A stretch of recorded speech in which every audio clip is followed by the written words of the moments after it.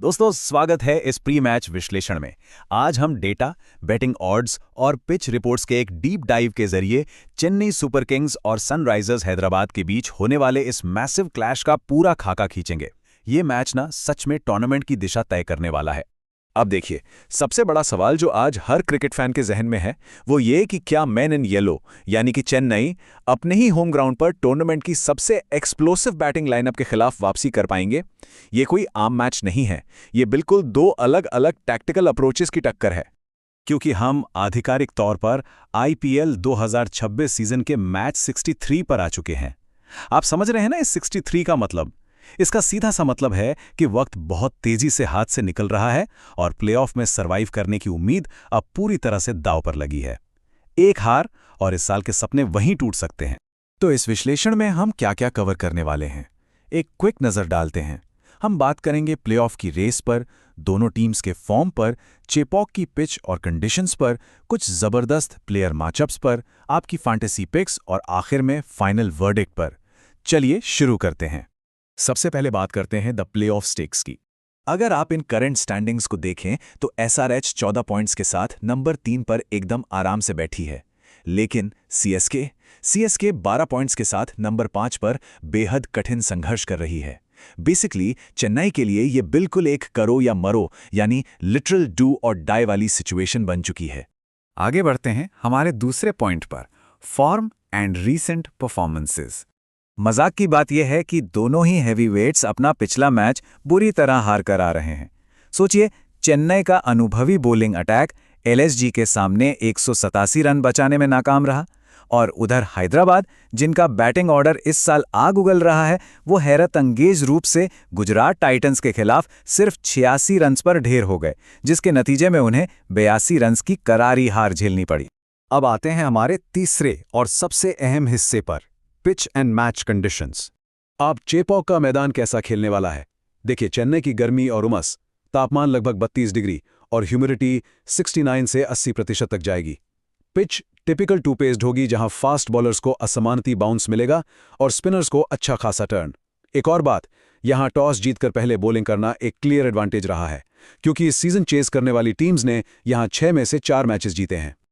लेकिन रुकिए, इन spin friendly और स्लो कंडीशंस के बावजूद इस नंबर 189 पर गौर कीजिए। जी हाँ, इस सीजन यहां पहली पारी का एवरेज स्कोर एक बहुत ही कॉम्पिटिटिव 189 रन्स रहा है। इसका सीधा सा मतलब है कि पिच चाहे कितनी भी टर्न ले, पावर प्ले में अर्ली विकेट्स निकालना गेम को कंट्रोल करने के लिए एब्सोल्युटली क्रूशियल है। चलिए अब चौथे सेक्शन की बात करते हैं, की प्लेयर मैचअप्स।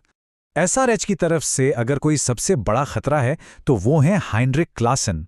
भाई, इस बंदे के पास इस वक्त ऑरेंज कैप है और इन्होंने 153.9 के डेविस्टेटिंग स्ट्राइक रेट से इस सीजन में 508 रन्स थोक दिए हैं।